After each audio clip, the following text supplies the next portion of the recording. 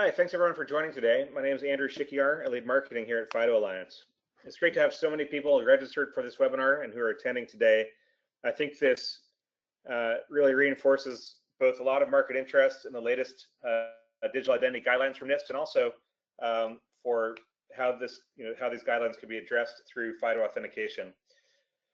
As most of you on the call will know already, FIDO is a consortia of over 250 companies around the world who are creating open standards and an interoperable ecosystem for strong authentication. Amongst our members are many government participants who help guide FIDO's engagement with various policy stakeholders and agendas, including work that we did to provide feedback on these NIST guidelines that we've done also with the EBA more recently around their PSD2 guidelines. To dig into this topic further today, we have three speakers who will share insights with you.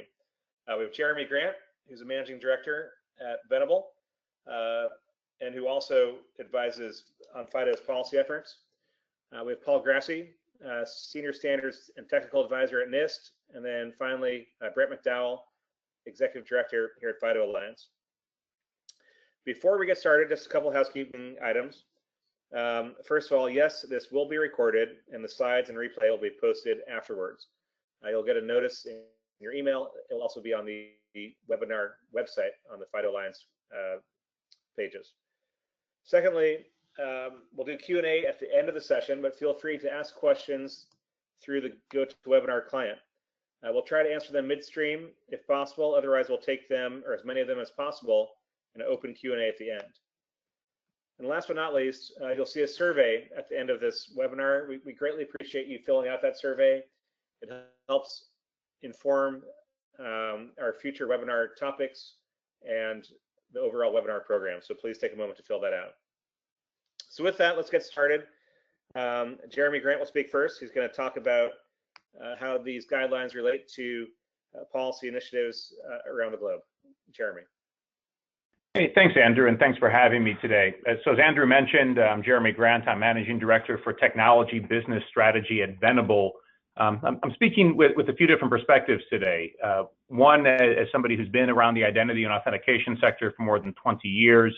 I also spent a little over 4 years at NIST leading the digital identity team there, where I had the pleasure of working with our next speaker, Paul Grassi. So this is part of the work I did leading the national strategy for trusted identities in cyberspace. Today, now that I'm in the private sector, I spend a good part of my time advising clients, particularly major enterprises, on what sort of technologies and solutions they should be looking at when it comes to identity and authentication. And as you know, I'll talk about today, this new guidance that's out from NIST is having a significant impact on a lot of those discussions. So as many of you know, this past June, NIST released Special Publication 800-63-3. That's a big mouthful, but it's their new version of digital identity guidelines. And while there had been some minor changes made in previous updates, this represented NIST's first really major overhaul, true overhaul, top to bottom of this guidance since it was first published more than 11 years ago. And you know, from my perspective, and I think from those of a lot of perspectives in industry, it couldn't have come at a more relevant time. Since NIST's first version was published back in 2006, the number of cyber attacks where identity is provided the primary vector of attack has exploded. Last year, according to Verizon's Data Breach Investigations report, more than 81% of hacking-related attacks were executed by leveraging weak or stolen or compromised credentials. Moreover, we're seeing a lot of the first-generation technologies that we've been trusting for years to protect us against these kind of attacks have really they've been becoming less valuable. I think the issue we're seeing is that attackers have caught up with a lot of these first-generation technologies. I always give the example in 2011 when I first went into NIST. Google launched their Authenticator app. It was great. It was a free app you could download for your smartphone and leverage it to have a second factor of authentication for your Gmail account, and because it was standards-based, other accounts as well. Well, it helped for a few years, but 4 years later, in 2015, they got up on stage at the Cloud Identity Summit and announced the attackers have caught up. They said these days an attacker can phish this one-time password just about as easily as they can phish a password itself. So with this, they announced plans to move away from OTP and instead push for use of FIDO authentication, which, as you'll learn about today, is essentially a lightweight form of PKI that is unphishable. And we've seen a lot of other companies start to talk about the limitations they're seeing of some first-generation authentication technology as well, and discuss the need to look to other technologies to stay ahead of these attackers. So the need for updated guidelines and standards that reflect both modern attack vectors as well as modern approaches to protect them is more acute than ever. So against that backdrop, what NIST has done here with this new release of Special Publication 863-3 is really very noteworthy. Those of you who know me, I mentioned before, I used to lead the identity team at NIST, so you might think I'm a little bit biased. I will note only that everything that they've done here with this document was stuff that they did only after I left, which may suggest a thing or two about my value to the organization. That aside, I think one thing I want to highlight is NIST special publications are technically just considered guidance for US government federal agencies, at least in terms of who's actually mandated to use them. Practically speaking, the work NIST does in special publications is followed closely by governments and enterprises around the world, in large part because they get to a level of detail focusing on important topics, and there just aren't enough other organizations and governments or the private sector that do this sort of work around cyber risk management. During the time I was at NIST, I found that in recognition of this, a lot of people around the world who I met either wanted to take their picture of me, which was a bit of a surprise, or from time to time, they did want to curse and insult me because of the ways that the work that NIST did in this space helped to guide the work they did to manage and mitigate cyber risk. And what I can say that I'm seeing now is somebody who is sitting in the private sector, working with clients to help them choose the right kinds of identity and authentication solutions, is this new guidance is already having a significant impact across the world. In particular, I'd say the documents in the subset of 863, which is 863B, that covers specific authentication technologies, is prompting a lot of enterprises to reevaluate some of the previous choices they had made for multi-factor authentication. They're looking now at whether the technology they have is as secure as they used to think it was, as well as whether they should be evaluating new approaches like FIDO that are now supported by this updated guidance. Likewise, I think the new guidance is getting attention from regulators across the world. NIST may be a non-regulatory agency, but the regulators often look at them for guidance in terms of what they should be doing on the regulatory front. So with that, I've been speaking quite a bit. I'm really thrilled today to turn things over to Paul Grassi. Paul is the Senior Standards and Technology Advisor at NIST and was the primary leader of the effort to overhaul 800-63, and he's going to talk a little bit more about the new guidance and what it means. So, thank you. Thanks, Jeremy. I'm going to share my screen here. Can you see my slides? Yep, that's good. Okay, great. Well, thank you for the introduction and for the kind words about the work that we're doing. I'll spend some time talking about the high points of all the volumes, but hone in on some of the nitty gritty here as it relates to authenticators and how we got to where we did.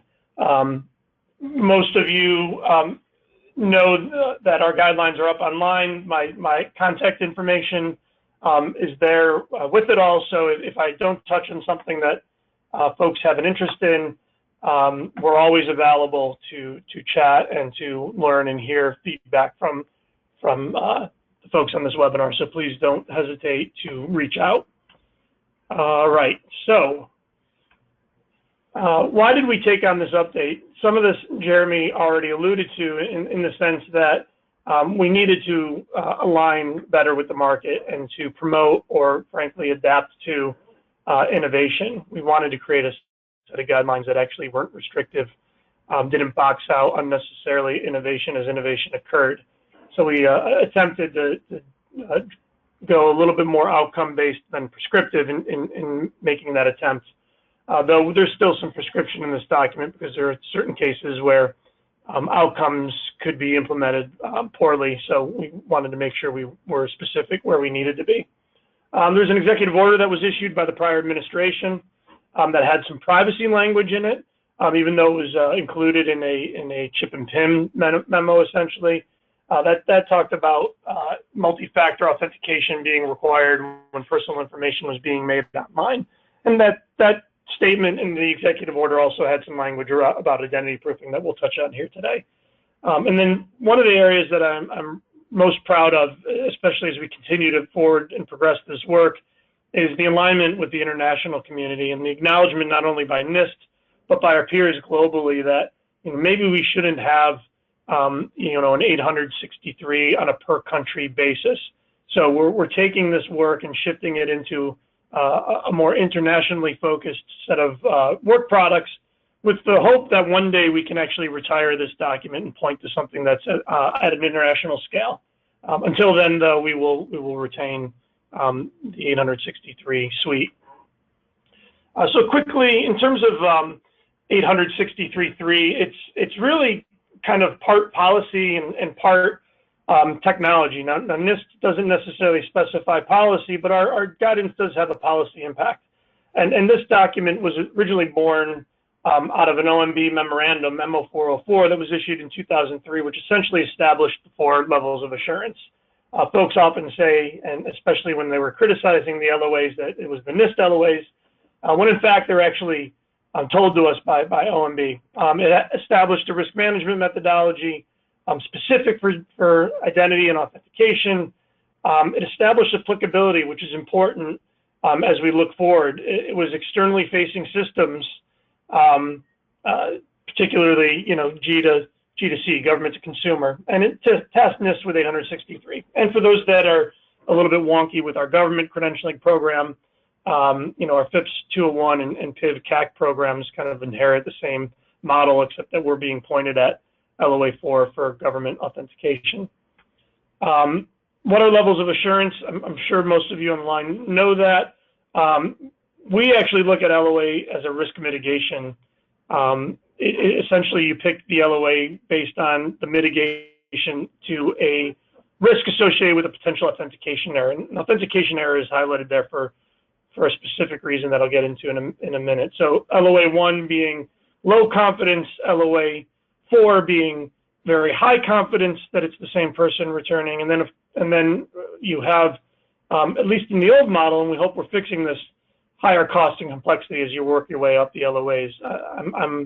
I'm hopeful, and I've seen some anecdotal evidence that while we've maintained the confidence scalar here, we've not necessarily maintained the cost and complexity, meaning that it's much more achievable and usable and cost effective to go into a higher assurance authenticators, and that'll be something Brett will talk about as he highlights what 863 and how it relates to FIDO.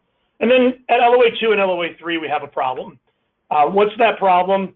Identity proofing at LOA 2 is very similar to LOA 3 with a few minor nuances, and LOA 1 was very similar to LOA 2, also with a few nuances, primarily length of password. LOA 1 and LOA 2 are both single factor. And then we've got this guideline set out in the executive order around personal data, and we had the fact that a lot of agency use cases were falling into that LOA 2 bucket, even though there were personal data and some level of risk associated with an authentication error in that transaction. So we basically decided that LOA 2 wasn't sufficient for government risk management anymore. And I'll talk about our solution to that in a second. Other thing that we realized in the old guidance and the old LOA model is that determining the potential impact of errors is not a singleton, and that's why I highlighted it in the previous slide. We really have 2, if not more, potential errors that could occur in any type of digital identity system. An authentication error, which is, you know, an attacker gains control of an authenticator and is able to use it to log in as you, or on the front end, you know, proofing error. So I'm actually able to proof as someone else, so I can spoof their identity and obtain access to benefits that this person is entitled to and I'm not, but I get them just the same. So requiring that LOA be selected and tightly coupled with proofing and authentication based on the old MO 404 model had some flaws. So we introduced individual elements of digital identity, and we're starting with 3. There has been talk about including 4, maybe 5, or 1 or 2 additional levels for a total of 4 or 5. But right now we're feeling pretty good about the ones we've got here. So identity assurance level is all about identity proofing at IAL1, self-asserted, 0 to N attributes. at IAL2 remote proof and at IAL3 in person. And we do have a provision for a special case of attended remote, which has comparability to in person. So there is actually a remote option at IAL3, but it's pretty locked down. Authenticator assurance levels. The key thing here is single factor still lives on, but only at the lowest level of risk. And then at 2 and 3, we introduce multi-factor, and at 3, we introduce hardware. And then federation assurance levels. This is if we're actually going to federate identity. This is probably the one optional assurance level that an agency can select if they decide they're not going to federate. But we're really looking at the similar level of wire and assertion protection comparable to the authenticator you used. So we don't degrade the assertion of a high assurance authenticator and then a low assurance federated transaction. And as a result, and I can skip through this, but we've essentially said digital identity has all these separate functions. They can coexist, but they can also live separately. So let's make them separate documents. So if I'm in the market and I want to just be an identity proofer, there's only one document I need to go to, and I don't need to be bogged down in the details of federation or authenticators or anything like that. And one thing that I'm also very proud of is our addition of privacy requirements and considerations. It's the first time we've done this in this type of document. And then also user experience considerations, which could potentially morph into user experience requirements down the road. But we thought that introducing normative requirements for user experience was inappropriate at this time, given the fact that we're not the ones building the systems, and the organizations that are actually out there touching users have more experience with usability for their particular population than we do. So you may have already deduced that as a result of these separate assurance levels, and then the fact that there are 3 levels within each, and that's not on purpose, we essentially got rid of that squishy LOA2. There's no way anymore to have associated risk and protect that application with single factor authentication. So we've essentially killed LOA2 by using this model. We've included, since we've morphed and merged the risk assessment language out of MO404 into 863, we've provided some flow charts and for some quick tips, if you will, on how agencies could select assurance. Again, they know their mission best, they know their risk posture best, so we don't presume to be able to pick that for them. That is in their domain. However, we do have some traps. If you've done an assessment of your system and you found that, for example, when assessing authenticators, that you're in that low risk category, but you're collecting personal information, we say no, single factor isn't going to cut it, and we push you over to the 2-factor element. We do similar things in the IAL and FAL, and there's a key point I want to make here, which is from a privacy perspective, we treat self-asserted personal information as equal as verified personal information. Just because I'm self-asserting it doesn't mean it's not true, and it shouldn't be protected as such. And as users of services online that actually want to obtain a benefit that is based on us providing some information, we tend to provide the right information to get that benefit. So we're asking agencies to treat self-asserted data that's not validated as if it was validated, so protect it. So real quick on the identity, actually, one thing I want to mention is there's some confusion out there. The plan, and OMB has publicly said this, though I can't speak for them, but the plan is ultimately to rescind MO404.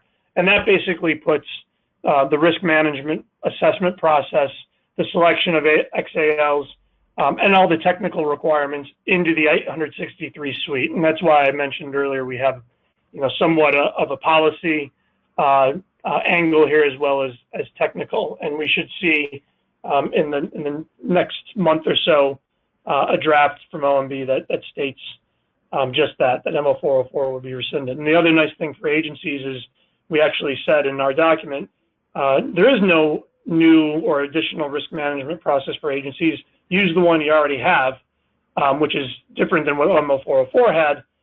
But here are some pointers for you to assess at least the portion of risk associated with digital identity. So proofing, this is fairly timely given some of the news that you've probably seen over the past couple weeks. I'm proud to say that, you know, this document was released in June, and it was written in a way to essentially mitigate those types of breaches. So, you know, one of the guiding principles we had was let's write a document that already assumes all your data is out there and it's in the hand of bad guys, but they can't use it, but you can. So we introduced 3 steps in the proofing process: resolution, and this is really the only step that the bad guys would be able to pass if they had our data in front of them. They'd be able to get through the resolution step, but they'd get stopped at validation. Why would they get stopped? Because not only are we looking at the data that's being asserted, but we're looking at the evidence itself. Is it authentic? Is it counterfeit? What security properties does it have? What physical or digital? So just having a piece of information and typing it into a screen isn't going to be enough. We have actually got to present the evidence, and that evidence could be digital as well. It could be an assertion from another provider. We're not asking for just physical forms of identity evidence. And then verification, which is the binding of the identity to that evidence, which is the key step, is another step that those criminals would not be able to pass, because now this is actually some sort of biometric match to the evidence, for example. So steps 2 and 3 would block any harm that could be potentially caused by having that information out in the public. Okay, so on to the fun stuff. In only ways NIST can do, we've bucketed authenticators in these complex buckets that are somewhat difficult to parse. We will be putting out some implementation guidance that actually provides examples of technologies in the market that actually fall into these buckets without being an endorsement, of course, of any of those technologies, but you can kind of get a flavor based on the graphics, the range of authenticators that we support. And then any of these can be combined to create a multi-factor scheme. Oops, sorry about the presentation error. So what are some of the quick highlights of this? We got rid of the word token. That was a very loaded term, and we went with authenticator instead. We have some biometric requirements. The old version of 63 sort of hand-waved to biometrics, sort of allowed them, sort of didn't. We recognize that, again, just given the ubiquity of mobile devices, that the old position was no longer relevant in the market, and we had to embrace biometrics. And in embracing them, we've provided some really good requirements, I think. We added the notion of restricted authenticators, which is a generic bucket for authenticators that we think carry some additional risk, but that we are, you know, just stopping short of disallowing. We got rid of OTP via email, so the notion of sending a one-time password to your email address as a multi-factor authenticator is no longer allowed, primarily because we just consider your email address as just another what you know, not a what you have. Pre-registered knowledge tokens, some others maiden name, those are gone as well, and in 2 places, one as an authenticator and second in account recovery. And then this bad slideware here, we added some pretty significant password changes, which you may be aware of given the press we've had in the past couple weeks. We've introduced some new authenticators at AAL 3, primarily the ability to add a single factor cryptographic device plus a memorized secret as a AAL3 level authenticator, but we also have the passwordless option as well. And then from a FIPS perspective, we've done some fairly interesting things here. We've said in the case of the first option, bracketed by the green box there, FIPS level 1 is appropriate. As a matter of fact, devices like the one you see there, there's requirements at FIPS level 2 that just aren't applicable. So why would we make the market test for something that's not applicable? There's a lot of cost with little to no security value. So we said level 1 is sufficient here, especially given the other requirements that we have specified when it comes to AAL3, like things like authentication intent, so a proof of presence test, for example, or verify or compromise resistance, which is our NIST way of saying no secrets on the server. And then, of course, in the passwordless scheme, level 2 is still required. We think this has a lot of use cases. I won't read these all to you, but we've got use cases for federal employees. That's the MO524, where there's a group of folks that may not get a PIV card, so there's new options for them. Some things you'll hear from Brett, and this was what I alluded to when I talked about the decreased cost at higher levels of assurance. Consumers already have these, so we can maybe get out of the business of issuing and maintaining authenticators as a government. And then there's some other, use cases around derived PIV and PIV interoperability. These bullets are all out of the Commission on Enhancing National Cybersecurity, the report that the prior administration commissioned. But we're seeing very similar language coming out from industry and government in this administration as well. So we feel really good about the work we've done and its alignment to elements even today. Restricted authenticators, currently we just said OTP over PSTN, so essentially SMS. So again, not disallowed, but restricted, and that has some process and policy ramifications. We want the users to be notified when they're signing up for the service why SMS is even being offered, and what process did the agency go through to make that risk-based decision. And then we want the user to participate in risk management on their own, which is why we've said you've got to offer an alternative. The agency may have felt that they've mitigated risk by offering SMS, but the user may not be comfortable with that, so we want them to have some choice. On federation, again, I'll speed up because I'm running out of time. We spent a lot of time looking at some privacy requirements here. It's been extremely modernized to support OpenID Connect, as well as get rid of some older technologies.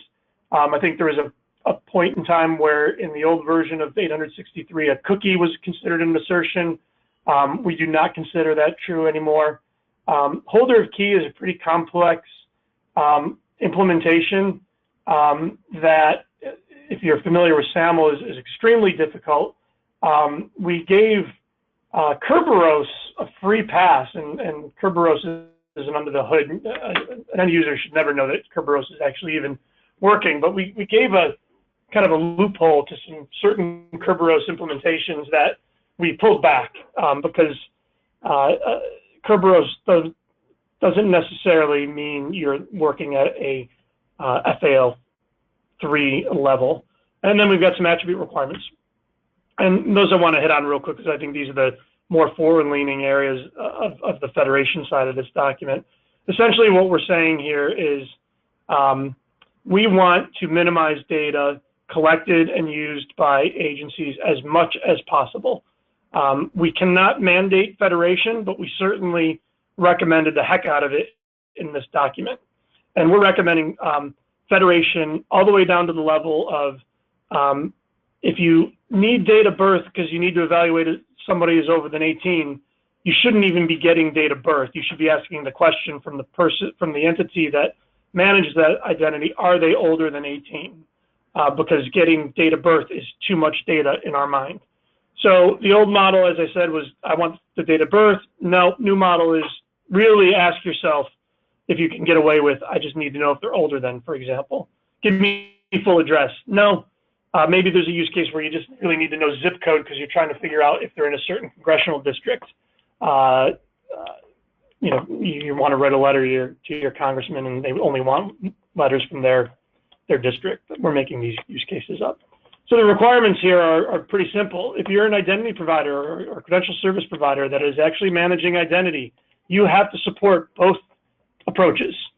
And if you're a relying party, you should request references, but we certainly understand that it may be in the agency's mission space to actually collect a full attribute value and multiple attribute values. So we can't force them to go to a level of data minimization that won't allow them to fulfill their mission.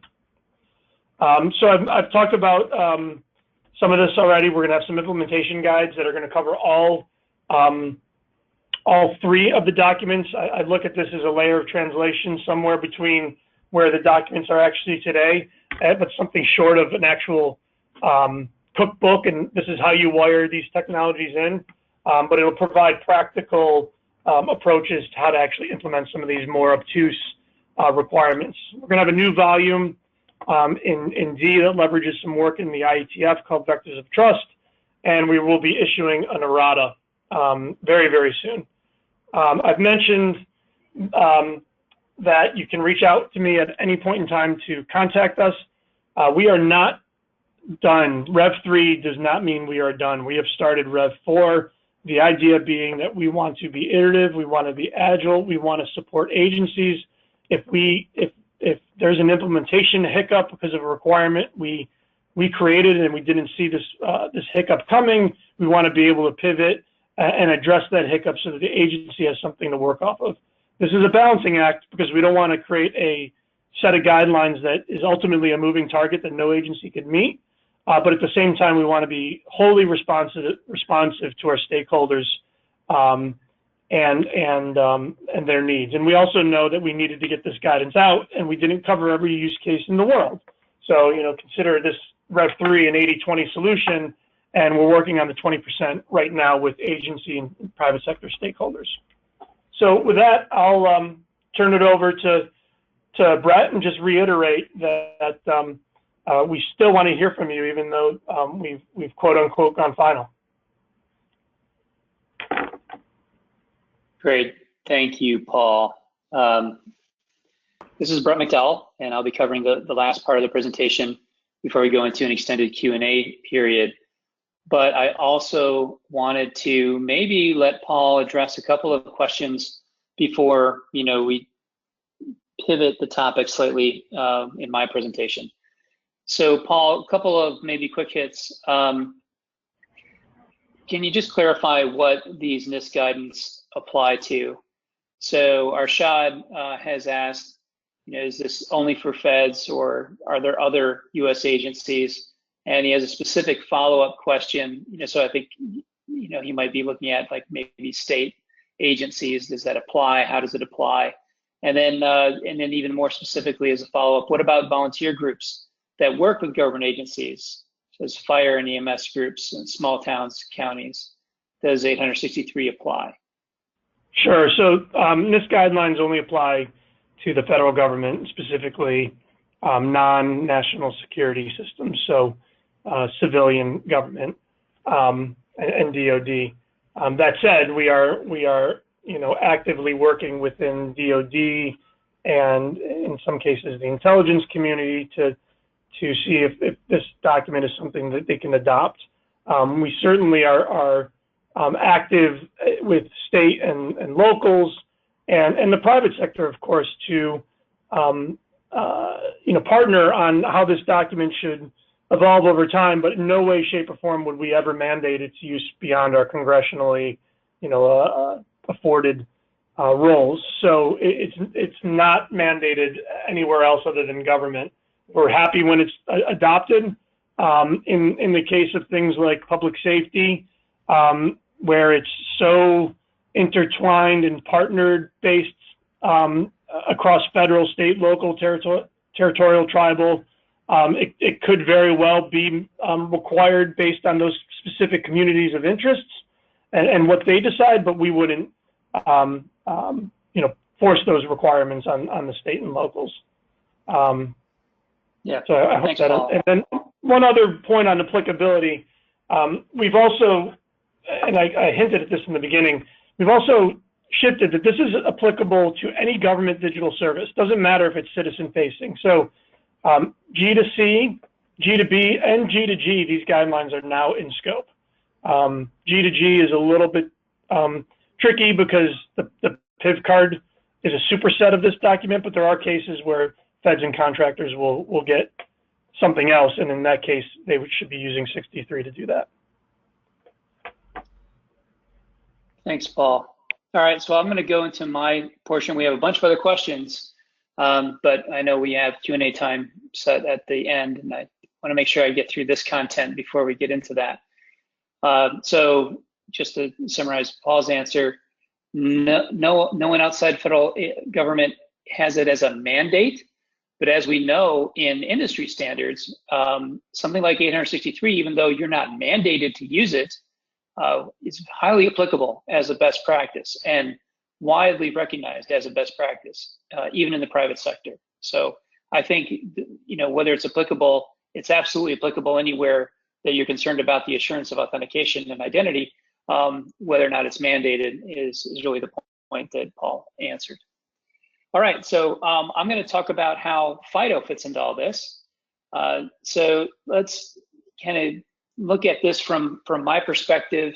Working on the FIDO problem in the FIDO Alliance, the authentication problem that we're solving with cryptographic credentials. And here's how I think it breaks down. At the end of the day, for folks in the FIDO ecosystem. So let's look at Authenticator Assurance Level 1. So here, this is basically buyer beware. I think the language that I've recently seen, and Paul can back me up here or clarify, is essentially if you care, if there is a negative outcome of a credential compromise or an authentication failure to either the organization or the user, a level 1's not recommended. Then your application should be considered not a level 1 application. So when you think about that, you think about all the data breaches that we've heard reported over the past, handful of years. I don't remember reading about a data breach where there was no negative consequence to the organization or their users. So I think that, NIST is kind of putting the writing on the wall here that these authentication capabilities that are level 1 pretty much not appropriate for the modern era, but it's still there, if you can justify that there's not, much of a downside should something go wrong. So basically this is where passwords, live. This is the basement of authentication. Now, the thing that's my big takeaway looking at the new level 1. My takeaway, again, through the lens of a FIDO ecosystem, level 2, well, even though multi-factor authentication is a requirement beyond level 1, all right, so if you care about stopping account breaches, account takeovers or worse, then you need to do multi-factor authentication. That's what I'm getting out of the new NIST guidelines. And at level 2, even though you can use OTPs, they're restricted. And I think restricted is kind of a magic word for those that must comply with NIST. But for the rest of us that maybe aren't mandated to comply with these NIST guidelines, our takeaway is, again, writing's on the wall. That a phishable credential, a not resistant to phishing credential, is quickly becoming a thing of the past. So a one-time passcode, however you deliver it, they've already deprecated the ability to deliver that over email at these levels. So now it's restricted over SMS. So again, kind of, all right, writing's on the wall, and it's well researched, well vetted, and this is the new normal. So that's my takeaway when looking at level 2. So basically, FIDO lives in level 3. All of our FIDO authenticators live in level 3. Absolutely all of them are cryptographic in nature.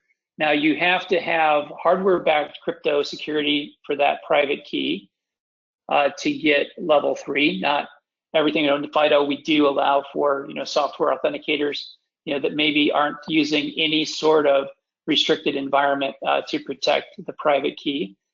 So my understanding, that would not get you level 3 if that was your implementation.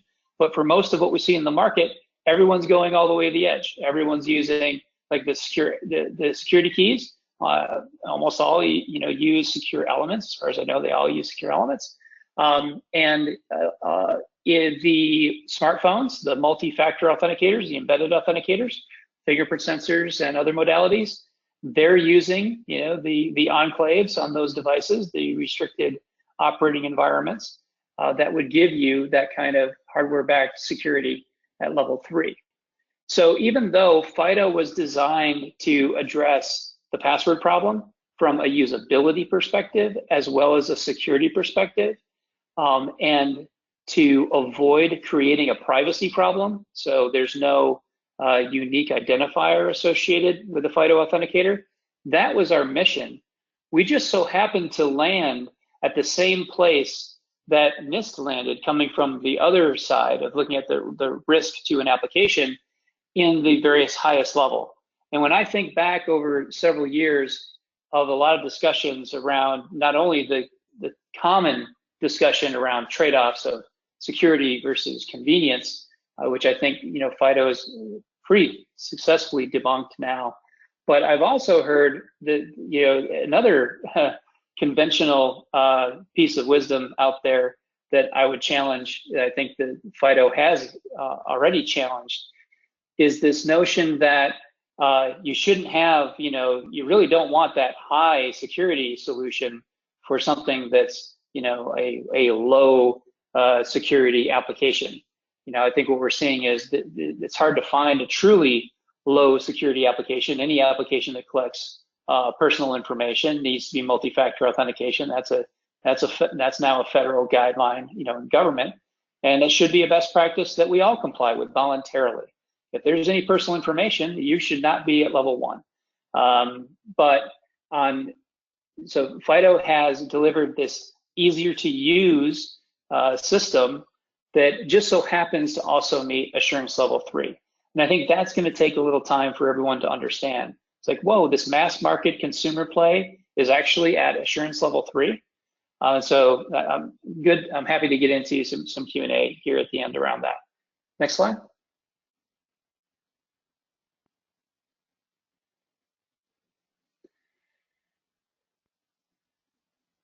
So here, the thing that locks this in, just to drive the point home, proof of possession.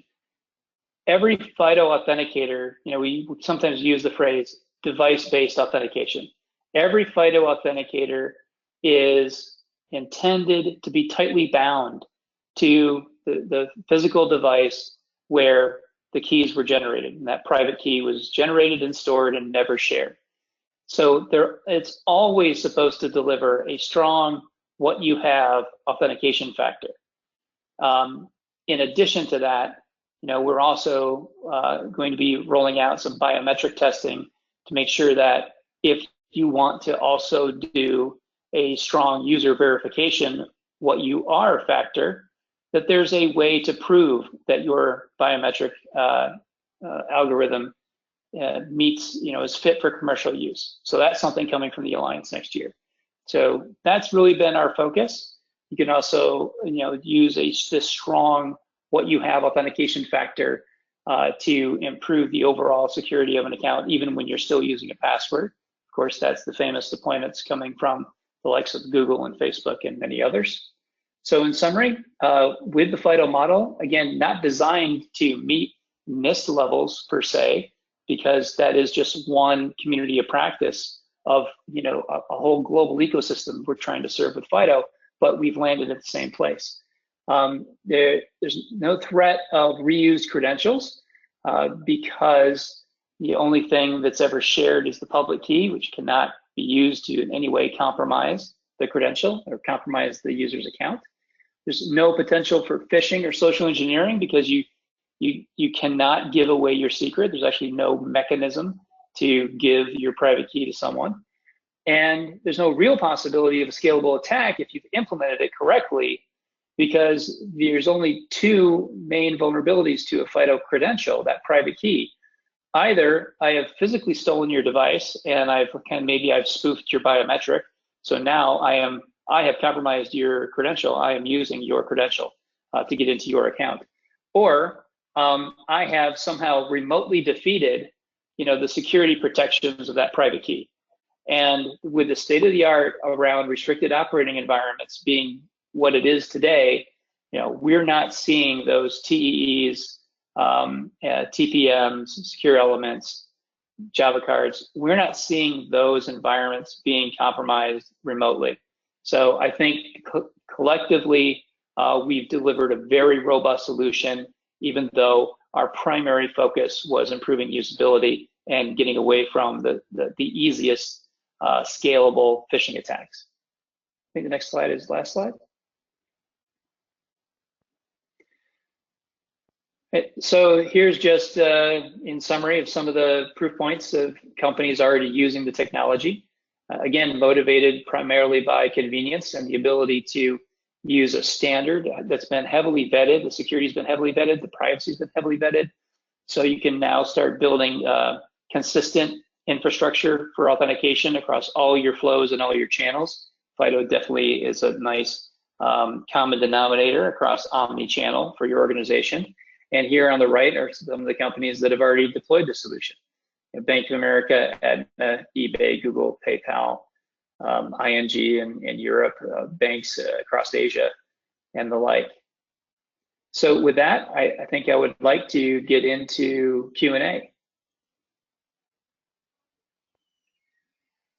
And let's see, while I have been talking to slides, more questions have been coming in. Let me go back to you, Paul, with the question. Just to confirm, so Jim here has made an interesting point.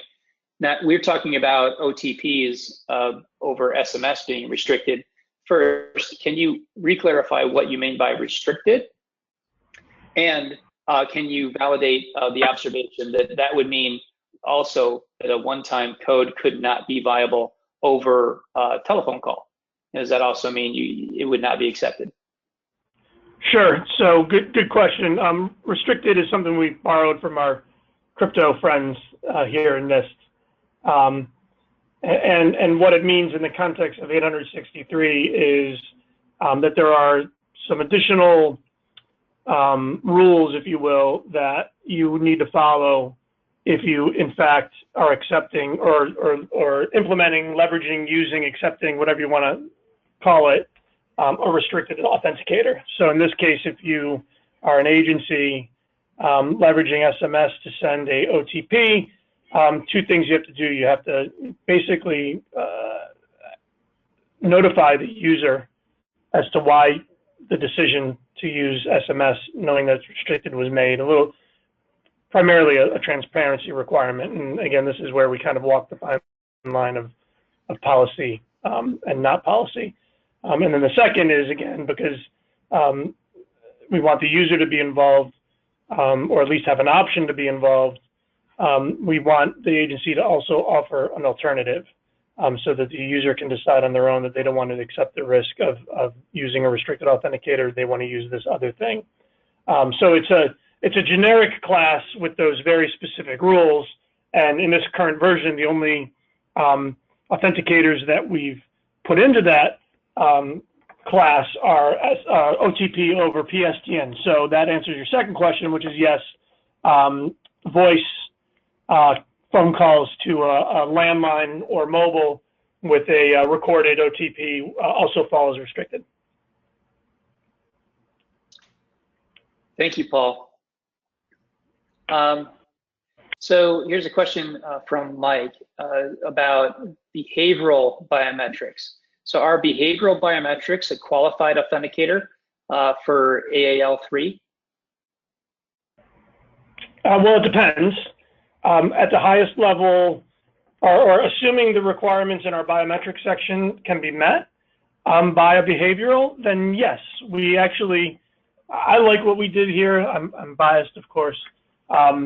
We are modality agnostic. So unlike the PIV program, which said, finger iris, face, which is not to say the other form factors are bad. They just have, those three modalities just happen to work well in our government use case. But unlike that, we've been agnostic. So if a vendor can meet the performance and security requirements, which is basically how well does it match and does it detect spoof attacks, as well as some of the device security, then it would qualify. We are still looking at that chapter. We're, like I said, we're always looking to improve where we can. We may have been overly restrictive. I'm not going to make a qualified statement, but I'm looking at it and re-looking at it. We may have been overly restrictive if you think about some of the sensors involved in behavioral biometrics and that we may need to look at. But that notwithstanding, totally acceptable at AAL3 provided the requirements are met. Okay, thanks, Paul. There might be some follow-up around biometric performance, but let me jump to quick questions that come up here a couple times now. You talk about 863D. Is there a draft available of that yet? Vectors of trust? Oh, D. So yes and no. I'm sorry that I keep giving that answer. So we've moved to a GitHub-based model, or I'd say more transparent, and we're happy to use GitHub as the tool. So in our 863 repository that's up online as a public repository, there is a branch for D where you can see the drafting process occur. So it's out there, and anyone can take a look at it. But that said, it's pretty immature. We haven't done the pull requests yet to get the latest and greatest in there, but that should be coming soon. Thanks, Paul. I'll take the next question.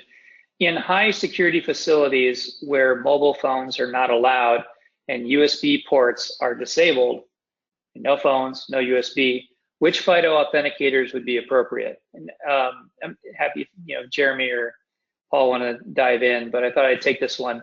So FIDO authenticators, if you had like a flow chart, the first thing that's going to separate an authenticator from another would be probably, is it embedded? Is it part of a multi-purpose device, or is it in a dedicated device? And the form factor there that the market refers to as security keys. Now, FIDO authenticators can operate over different transports. Let's talk about security keys. It's probably the best fit for your use case, since mobile phones are not allowed in this use case.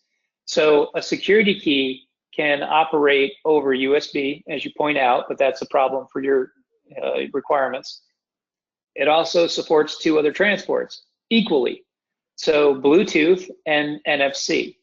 So that gives you two other ways to use a FIDO authenticator that's supported by security keys that are in the market today. So hopefully that helps.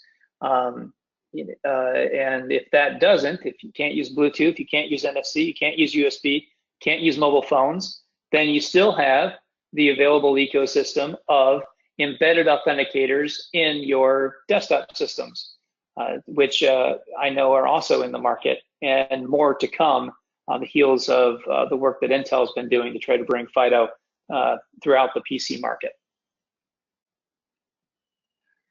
Now, let me see. All right, so I've got a question here, another biometrics question I want to come back to you about here, Paul.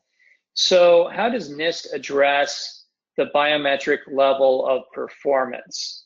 So, and the example was, does 1 in 1 million, I wonder where that reference is coming from, really mean stronger authentication than 1 in 50,000 from a NIST assurance level perspective?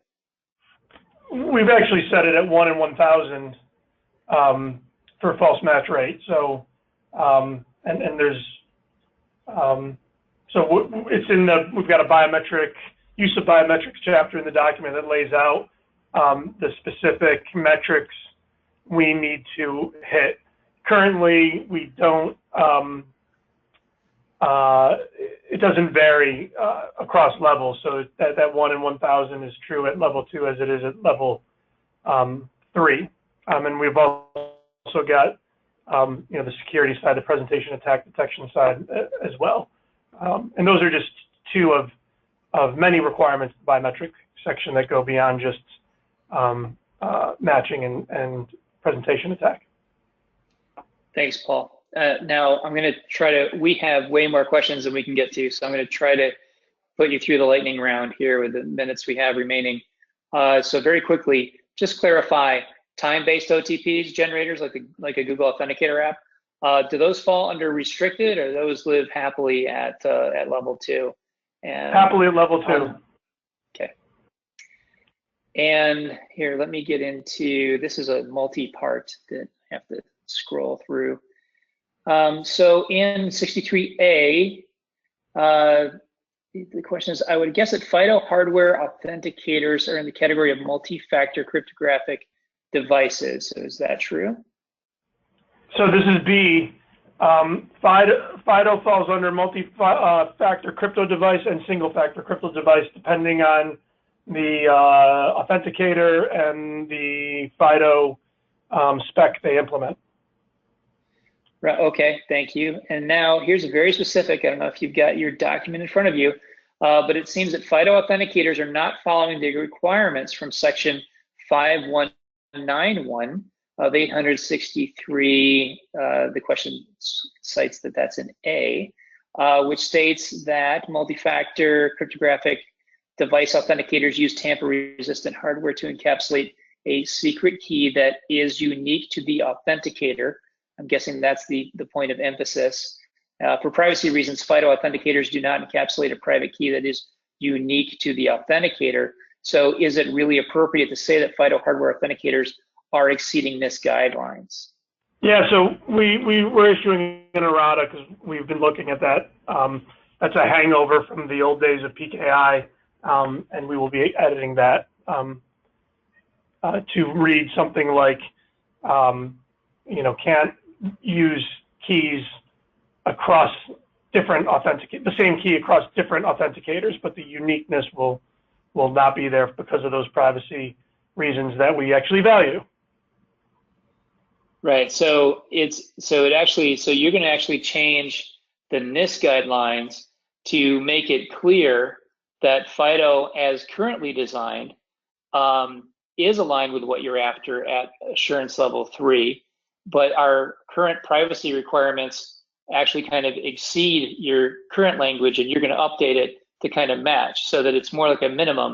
And it's like, well, I think this person's reading the guidelines as if I do want a key per authenticator, maybe so I can recognize it every time. And you're saying that was not the intent. The intent was you really didn't want keys shared across authenticators, but to have multiple keys for a single authenticator is just even better from your perspective. Is that accurate? Yeah, we want to support both because there is certainly a case to be made for what's currently in there, but we didn't mean to be that restrictive and are going to address that in the errata. Great.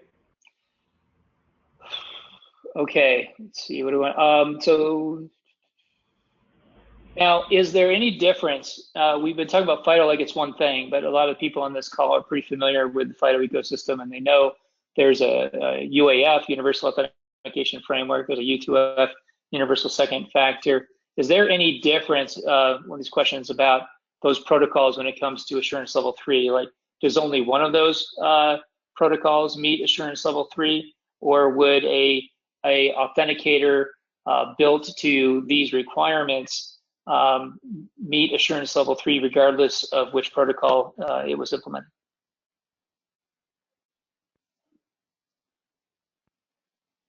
Oh, Paul, you still there? Sorry, can you repeat that? I thought that was yours. I apologize. I mean, no, I think it's because it's about whether or not it passes assurance level 3. I think I know the answer, but I'll let you give it.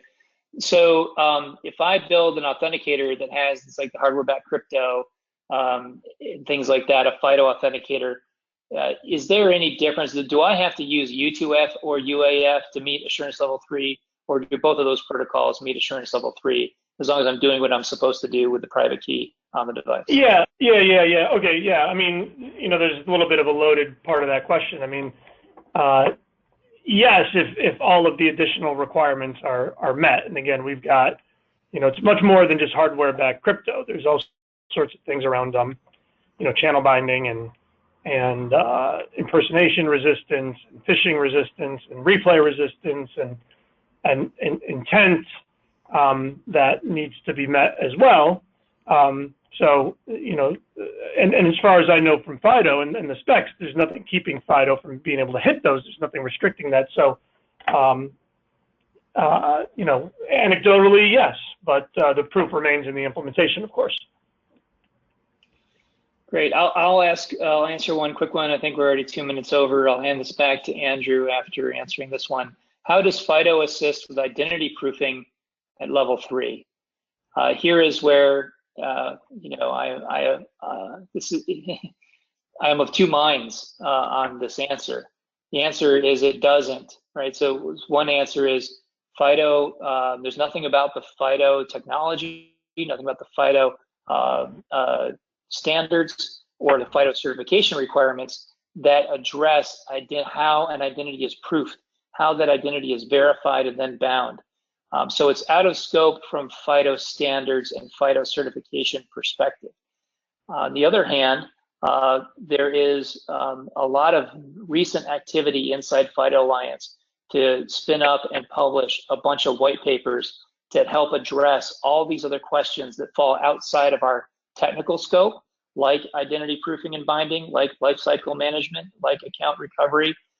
So we're actively working with lots of companies in collaboration to try to write industry best practices white papers to address questions like that.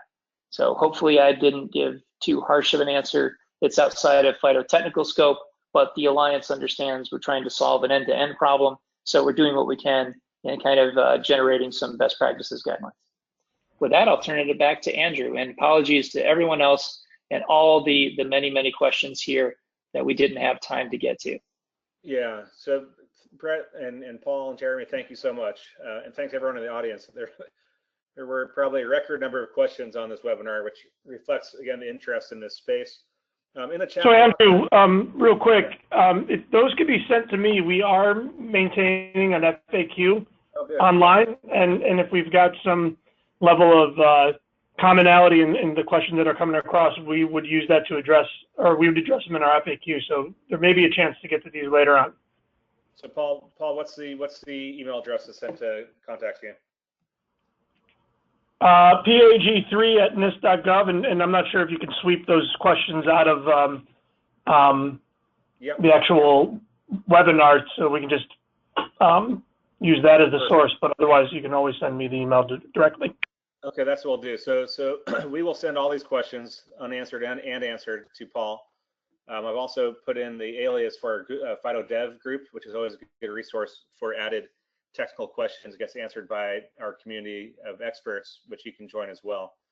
Last but not least, the replay and the slides will be posted on the site.